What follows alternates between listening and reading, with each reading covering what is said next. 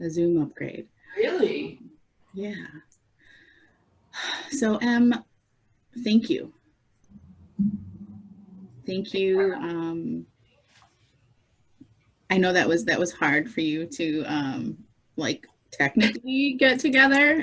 So thank you for Yeah. like muddling through it and making it here. This conversation is important, but learning for people to learn how to make the space and to help other people learn how to make the space is transformative. It's a hard thing. A lot of people don't think about space for that kind of conversation when we're talking about end of life and when we're talking about grieving. And there's totally different layers of grieving when we're talking about mental illness and suicide. I just did a podcast episode with a widow who said people talk to me about the grieving of my husband because he's gone, but they don't talk about the grieving that I had to do all of the months before he died, knowing that he was unstable, every phone call, every time something happened, thinking he had done something to himself, and like that trauma as well. People just don't think about it. So I'm excited that the end of life community sees this as necessary now. And hopefully even broader. Like can we say like Yes. Oh people, yeah. right? People. What in starting and making spaces for these conversations, I just have to acknowledge the fact that I must be nervous because I'm like smushing a gummy bear. I put on lip gloss when I'm nervous, so it's fine. um, like in making space for these conversations, it's really wonderful when people are receptive and open to that. But as folks start to do that, what would your like biggest tool be for spaces that aren't receptive, for like a pushback? Like how should folks engage in that? I think in this space, what I've learned is because I recently had somebody come to me and say, I've got a family member that's struggling and they don't want help and they don't want to talk, or somebody that's grieving that does not want to grieve with you because of their loss. I think it's always really important to turn the finger back to yourself. Like, is there something that you can be more vulnerable about? Is there something that you can open up about? Because at the end of the day, you can't force somebody to have support or help ever, especially in the mental health suicide realm. So I think the most important thing is to be present, especially if you're dealing with somebody with suicidal ideation or that is still with us, that wants to process it in their own way. I think Ryan, my primary partner, is a great example. He's struggled with suicidal ideation for the last 20 years. And I had to learn the hard way that I could not fix him. And that instead I had to be vulnerable about what was hard about that situation to me. I think a lot of us want to fix these things and help people because we want to fix them because it makes us uncomfortable. And I think there's something really important that he said to me once. He was speaking very definitely about not wanting to be here anymore about 2 years ago. And he said, I just think I want to go and take my dog and go in the woods and get lost. And I just think it'd be better for everybody. And I said, and I freaked out and I said, we need to go to the hospital. We need to take you somewhere. You need to be, you need meds. And he looked at me and he said, and this was less than 2 years ago. This was a year ago, probably. He said, you're doing exactly what you tell people not to do. He said, I need to get those words out of my head. I'm not doing anything. I'm still here. And I've promised you I won't. But I need to get them out of my head and say them without somebody being triggered and scared and wanting to lock me up somewhere. And I was like, oh, he's so right. Like, I was a knee-jerk reaction. It's that fear that we have of, you can't talk like that, there's something wrong. We need to fix you, rather than holding a space. I know it's uncomfortable, but it's that stigma. I was always like, you don't want to talk about suicide because my brother died. So that was my stigma. It was that people couldn't talk to me about that. But I didn't realize the stigma around people voicing things that are hard to hear. I think there's a question that it really resembles this a little bit. And I had somebody that sat with me for my project that has struggled with suicidal ideation their whole life. And they looked at me in their chute and said, I know I will leave this earth by suicide at some point in my life. And that was so hard for me to hear. I was like, but I want to help, but now you have this space. And they were like, but that's not but right now, this is where I am and I'm good.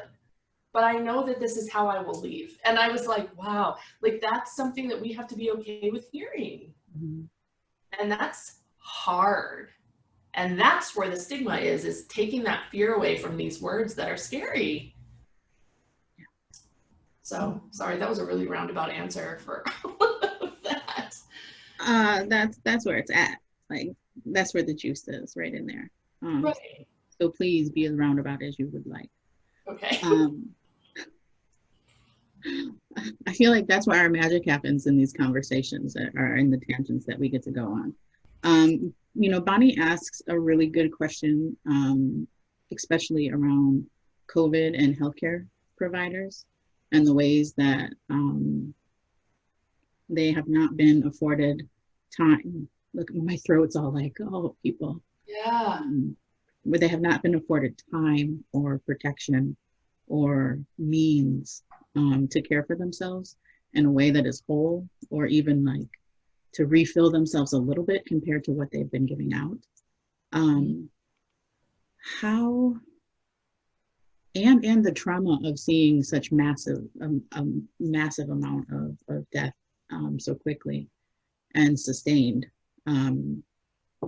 What, in these situations, how do you think we cultivate spaces to talk about suicide around burnout and around, those types of communal trauma?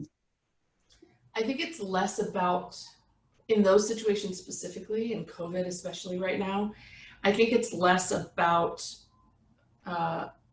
specifically talking about suicide and more remembering the needs that you have and reflect that on what other people will have. I think I did a video that's coming out soon about the holidays because so many people struggle in general mentally around the holidays. And I think that there's a difference between reaching out to someone in the healthcare worker side and saying, your job must be so hard, you must be so stressed, let me know if you need anything. I hate that. I hate it when people say, let me know if you need anything. I can't. If someone is exhausted, if someone is struggling, they're not going to reach out. They just won't. They won't. They're exhausted. We have to have better intentions and have some plans of action. People like to feel needed, seen, and wanted. And so whether you're dealing with a healthcare worker where maybe you see them on the street, they're getting off the bus, they look exhausted, they're still in scrubs. I have 2 people in my building that are healthcare workers. When I see them, I make sure and stop what I'm doing. And I look at and I make eye contact and I tell them, have you had time to breathe? I want you to know that I see you and what you're going through. And I don't think anybody truly gets it, but I'm making a big dinner tonight and I'd love to give you a plate if you want one or whatever. We have to see them. And so, and this goes for even if it's somebody struggling with COVID because maybe they have an immune disorder and they can't go outside or they're feeling super isolated. I think that causes so much suicidal ideation when people feel isolated. And instead of these open-ended, hey, you're kind of in my pod. If you want to come by for Thanksgiving, there'll be a seat for you or whatever. My problem with this is you cannot really make people feel valued and wanted with open-ended promises and invitations. I would love people to take 5 minutes and figure out this person that they're talking to and say, LaShawna, you are so amazing at making pie. And I don't have anybody bringing apple pie to dinner. would you bring a pie? I think you'd get along so much with everybody there. There's such amazing people, and I'm going to have a place set exactly for you. If you can't come, I totally understand, but you're making them feel wanted. You're making them feel special because they make something specific. You're telling them that they will relate well to the people there. You're taking an extra step, you know, or if somebody loves a special kind of tea and you know they've been isolated, put it outside their door and say, I can't stay, or I'm, you know, I know you're social distancing, but your favorite tea is on your doorstep. I think those little things, especially for healthcare workers, they don't have time or energy to really get help any other way. So they just need to be seen in those little microseconds, you know? Yeah. I love it when people see me, when I feel seen. My favorite thing, easily. When you feel seen, like in your body, where do you feel it? Oh, definitely my chest. It's visceral. It's right here. It feels warm, you know? I think that we can feel, that's where we feel trauma too. So when I have a visceral reaction to somebody, it's here. But also when I feel love, I always kind of, it always affects my shoulders and my upper body first. And so I always kind of go, oh, you know, and that's what we want people to feel, is to just go, oh, they just thought about me. It's nice to be thought about. Just even for a minute. If somebody, it's why we're in this era of like memes and stuff. I'm not gonna lie, when someone sends me like a meme and they're like, this reminded me of you, I'm always like, oh, you were thinking about me. That makes me happy. You know? I love that. The quality of the invitation reflects how you value the person. Yep. Totally agree, Dina. Totally agree.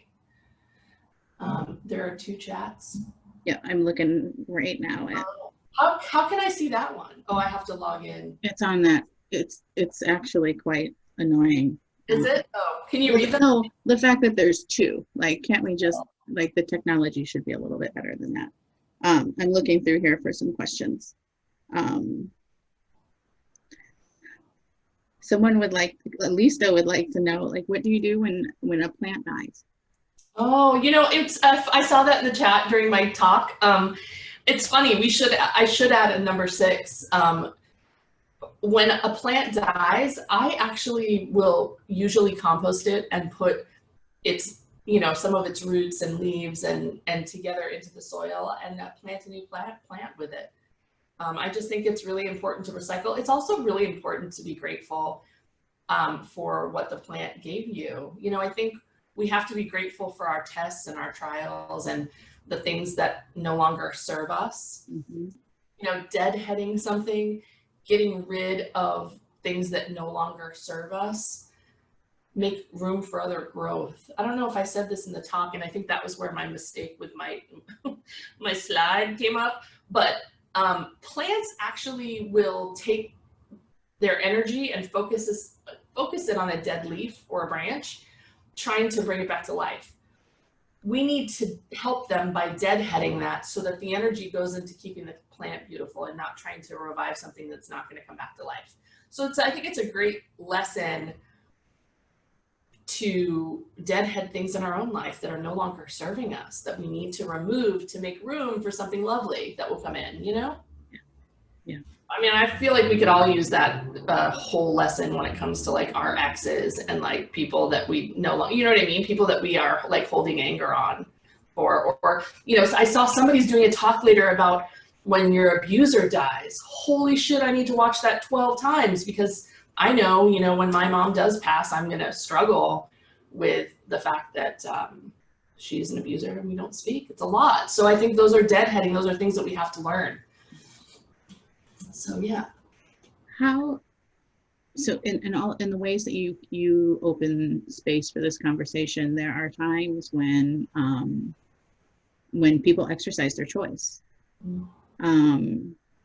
As someone who is engaging and opening themselves in those situations, what do you do?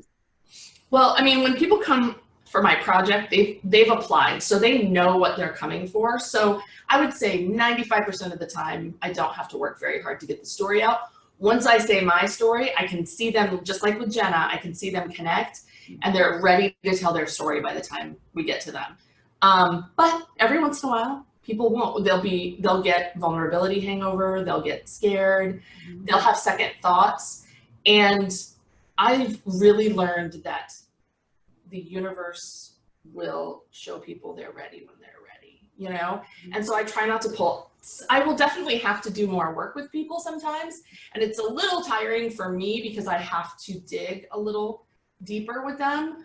But it's not a horrible thing either. You know, it's not hard. It's just, you know, I had a woman she met me at an exhibit that I did in the very beginning. And she walked up and she looked at my photos. So when I do exhibits live, I have photos hanging, and then I also have albums of all the faces so you can look through, and there's quotes. And so as she looked through, and every time people do this, they look through these and they start to sob, no matter who they are, because it's a very intense thing to be looking at. And she started to sob and she couldn't talk. And she was like, I can't really say anything about any of this. I can just tell you that I needed this today. 2 years later, I just got an email from her a week ago. And she said, I don't know if you remember me, but I cried at that exhibit and I couldn't talk and I had red hair. And I was like, yes, I do remember you. And she said, I'm ready to talk now. And I was like, perfect. I'm always here. And I think the best thing we can do for people that aren't ready is remind them that, you know, I think it's the same thing that when I talk about backpedaling isn't really a thing in trauma. Backpedaling just means you're not there yet. It just means you forgot. Oh, I forgot that thing on my list. I didn't finish it. You have to go back and work on something clearly before you're going to be ready for that. So I just try to remind people that it's part of the process, and that when they are ready, that I'm there. But I think that grief and loss and trauma are all things that we can't force people to talk about, but we can hold that space. I can't tell you how many times people have not been ready to share, and I've just said, I'm just going to sit here with you then. Just going to sit. We're not going to talk. We're going to sit. And 9 times out of 10, 5 minutes into total silence, they go, well, the hardest thing is, and then they start. They're not used to somebody wanting to sit in that uncomfortable silence, uncomfortable space, talking about suicide for that long. Most of them are like, you're just going to sit here and say, okay. Yeah, I'm going to hold this space for you. Yes, and we can use the space however you like. Yeah. And that's on us. Like, I think society has trained us to want to fix things so fast.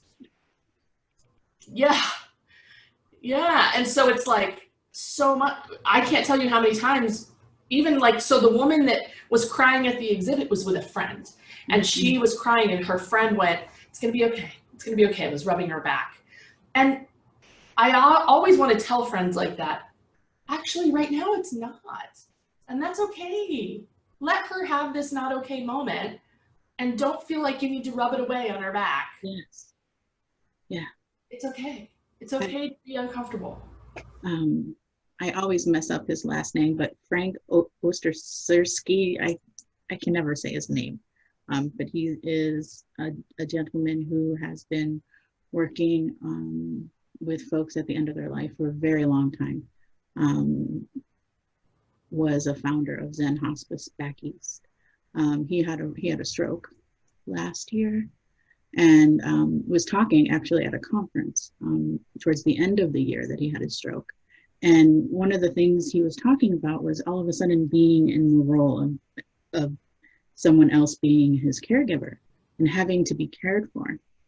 And he said one of the most frustrating things was, you know, like he would do something, like he would spill coffee and someone would be like, oh, no, it's okay. And he's like, the fuck it is. It's not okay. I don't spill my coffee just trying to drink it. This is new. Thank you, Summer. I appreciate you. There's his name and the Zen Hospice Project. But people saying, you know, oh, it's okay, it's all right, it's okay. Like that is dismissive of everything that is going on in that situation. Yep. So it's so, thank you for saying that. One thing, one of the many things I should say, that I think is important to also share with people is, if you feel comfortable. Yeah, of course. How do you process the death of someone that you've been working with, when they have made the choice to die of suicide? Personally, or someone's story in my project? You can pick. I mean, I guess I can answer both in one person. About 2 years into the project, so last year around September, we lost our first face of the project to suicide.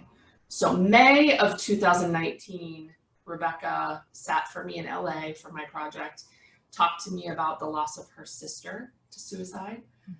And she was distraught, to say the least. She talked about her darkness. She talked about how she struggled and she just wanted to be with her sister, but that she now knows how hard it is on the family. And so I didn't have any worries about her. I just knew she was struggling through the grief process. And then 4 days before my TED Talk, I got a phone call that she had taken her life.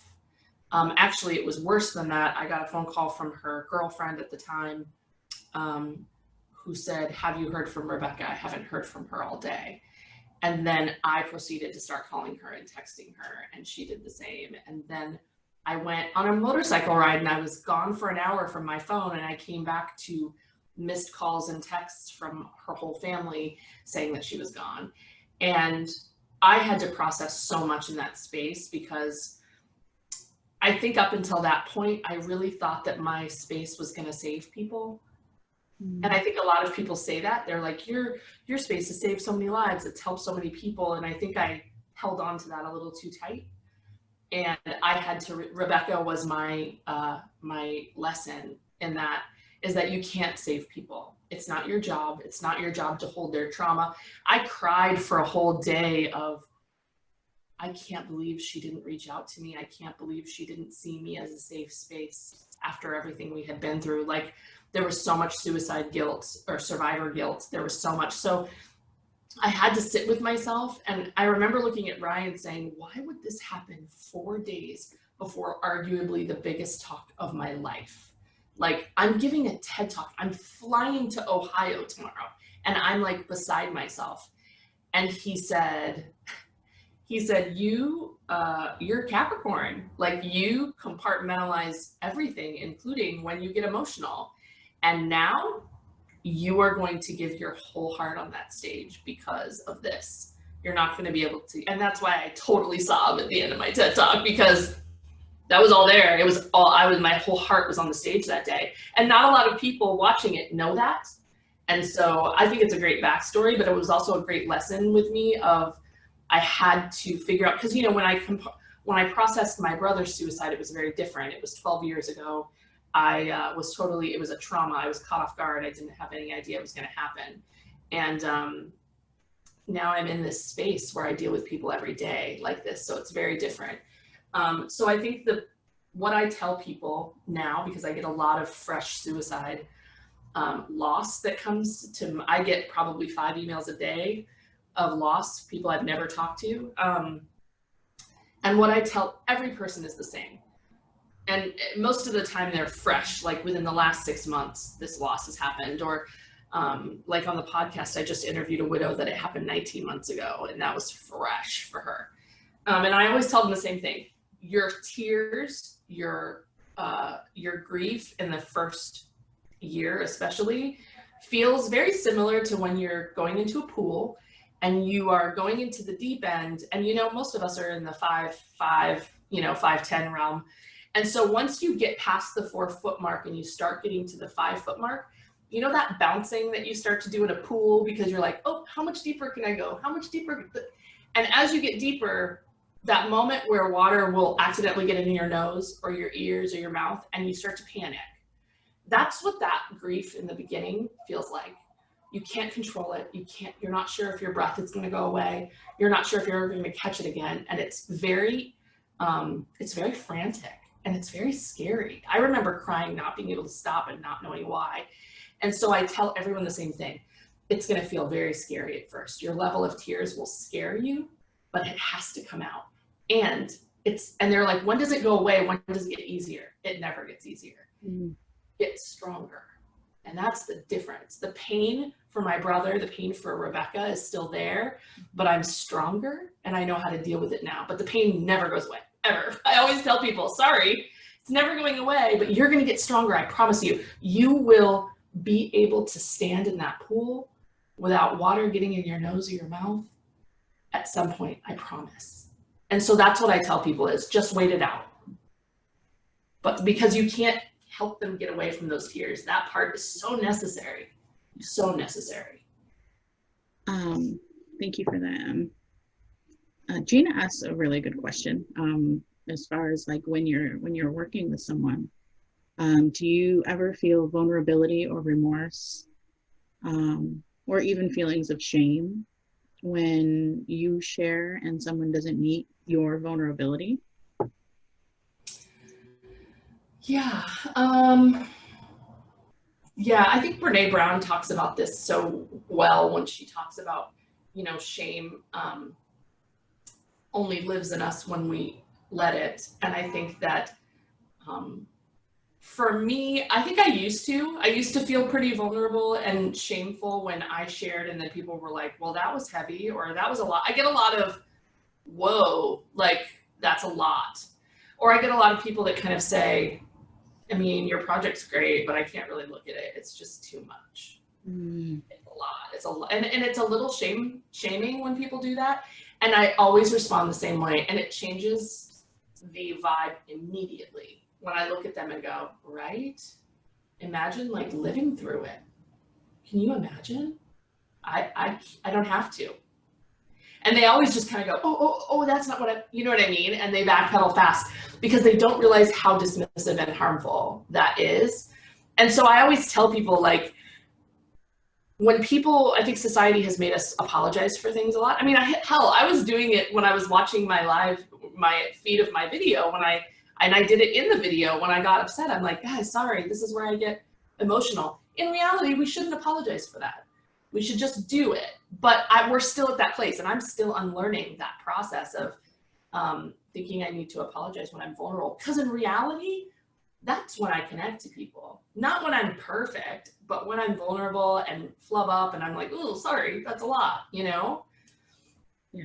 I don't know if you want me to address this, but I would like to address Tanya's question. Yeah. Working on a book about living life with suicidal ideation and attempts. I can't guarantee I won't kill myself someday and don't want to be a poster child for killing myself and not killing myself after being in the public eye post-book.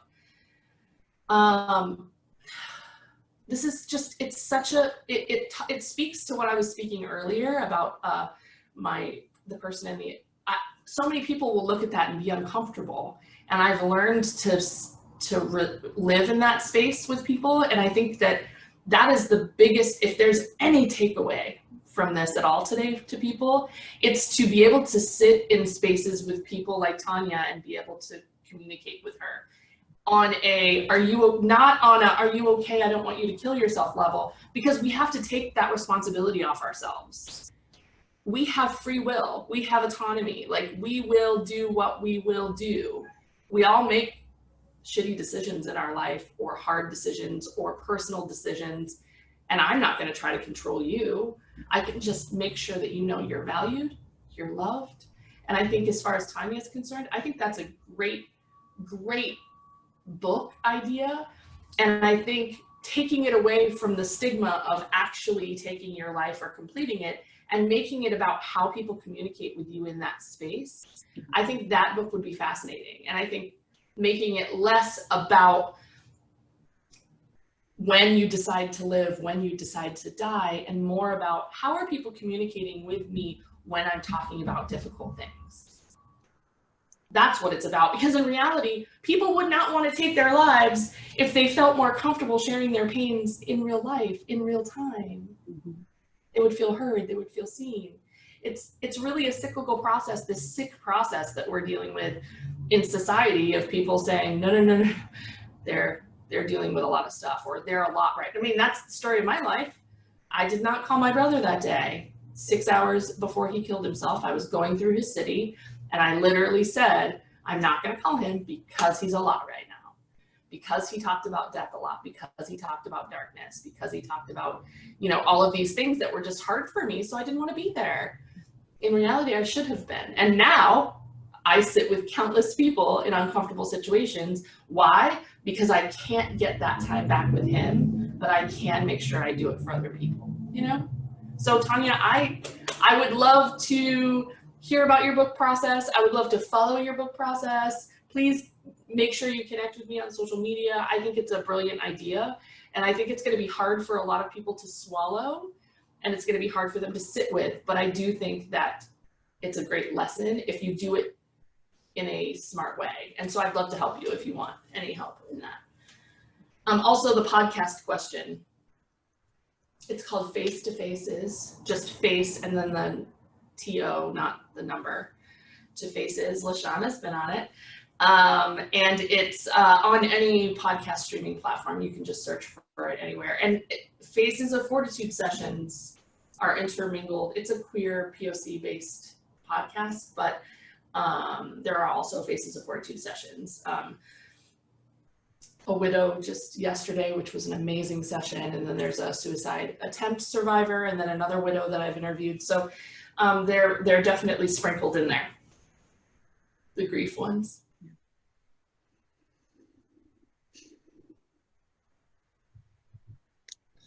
I want to hug you too. I told Anastasia, I'm like, argh.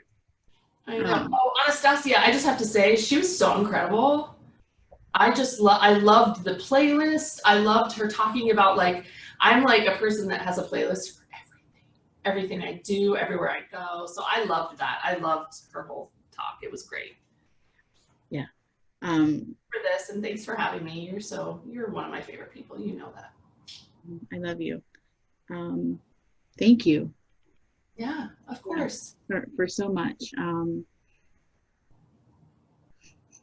And thank you for offering to keep in touch with people. Yeah. I think that you are an amazing teacher, and teaching through, like, just talking and like the normalizing of, like, we literally learn just through conversations. We don't have to have some big ass like class or something. Like, we can just talk and we learn, and like elevating that again to like legitimize the ways that we learn. Like, we need to take some step backs and realize that we learn through conversation. Yeah, the moment you put me in front of a class is the moment you see me absolutely flop. Like, well, I mean, you show up in my classes talking about some, like, shining. So yeah, but I also don't prepare your classes and do any of the detail. You do all the hard work, and then I'm always like, I'm gonna pop in, be myself, and then leave. Like, that's like what I do best, is just like, I enter a room, the Leo rising in me takes over, and I'm like, I am here, and then I leave. So oh, yeah. Thank you. Yeah, thanks for having me. Thank you, everybody. Please connect with me on social media if you haven't. I am literally, hey, Leo Jenna. I'm here for anybody. I don't answer, I do have good boundaries when it comes to when I reply and when I don't. And so it might take a little bit, but I reply to everyone, unless you're crazy. And then I don't. Yeah, thanks for being here, everybody. This chat changed my life. Oh, Heidi. Yeah, connect with me. I am not scared to connect with people. I don't have boundaries about that. I feel like we can all learn from everybody's process in a different way if we're open to it and have good boundaries. Boundaries are I just learned them like 5 years ago, and I'm loving them. Late in life, it's fine. They make us better caregivers. They make us better humans. Like, yeah, all of the things. Yeah, Heidi, please add me, like, find me. I would love to stay connected to all of you. I love that you shared, because we all had to share and be vulnerable to get anything out of all this, right? Yep, absolutely. All right. Humans, we're going to go into another half an hour of sort of stretch and move your body. The the meeting rooms are not working for the chat space. So we're kind of just in there talking together, just to reset expectations. Because the platform is doing a thing. So do what you would like with that half hour, but that space will be open, and then we'll meet back up and talk with Davina. I love that. Thank you again for having me. Thank I'm you. glad it gave you feels, Morgan. Thank you, everyone. Bye.